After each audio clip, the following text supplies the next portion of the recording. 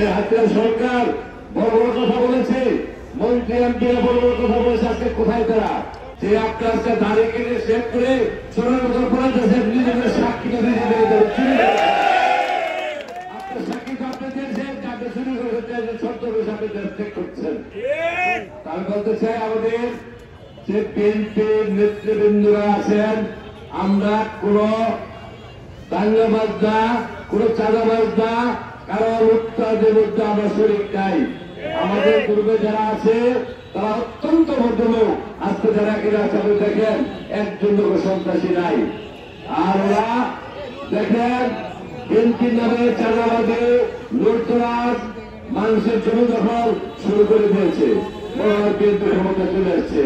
এটা কিন্তু দেখবে সারা বিশ্ব এবং উপদেষ্টা পরিষদ দেখবে, কাদের দ্বারা সুন্দরভাবে দেশ পরিচালিত হবে তাদের কাছে ক্ষমতা দিবে। সেই হিসেবে আমাদের তারেক রহমান সাহেব আমার নেতা, উনি কিন্তু বারবার বলে আসছেন যে আমাদের কোনো চাকরি চলবে না, দখলবাজি চলবে না, আপনারা জনগণের মুখে হন, জনগণের বন্ধু হন এবং আপনারা নির্বাচন মুখী হন। একটি সুষ্ঠু নির্বাচনের মাধ্যমে আমাদের বাংলার জাতীয় দলের ক্ষমতা আসতে পারে সে ব্যবস্থা করার জন্য বলেছেন। এবং সে এই কথা বলেছেন যে এই সরকার পতনের সময় আগের তিনি বার্তা দিয়েছেন আমাদের কাছে যে দেশে জনগণের সৃষ্টি হতে পারে, আপনাদেরকে মোকাবেলা করতে হবে। আমাকে দিদি সাহেব, ইন্দু সাহেব সবাই বসে আমাকে বলছে, ভাইজান আপনার ছাড়া কেউ দেশে ভালো করতে পারি না, আমার থানা রক্ষা করে, রক্ষা করেন, যুদ্ধ কেন্দ্র রক্ষা করে, মিনদেশে রক্ষা করেন। আমি সদস্য আপনাদেরকে নিয়ে আমি রক্ষা করার চেষ্টা করেছি। আমার কোন লোকজন আমাদের এই বন্দর উপজেলায় কোন এই নেয় নাই, শুধু কয়েকটি লোক এখানে লুটতরাজ হয়েছে। আপনারা জানেন সেটা এক সময় তাদের বিচার হবে, যারা লুটতরাজ করেছে তাদেরকে ছাড়া হবে না, তাদেরকে শাস্তির আওতায় আনতেই হবে। আপনারা জানেন এই চাল হাজির পরিবার বিএনপির জন্মদাতা, জাতীয় কমিটির 76 সদস্য ছিলেন আমাদের চাচা আলিদাউদ্দিন সাহেব।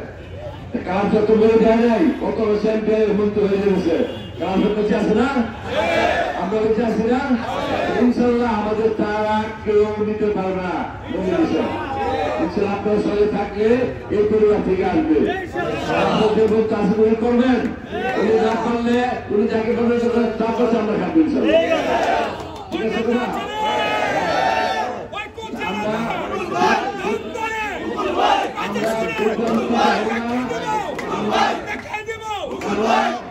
কারো কথা বিয়েতে অনেকে জানেন, এই বিশ্ব কথা আমরা কান দেব না।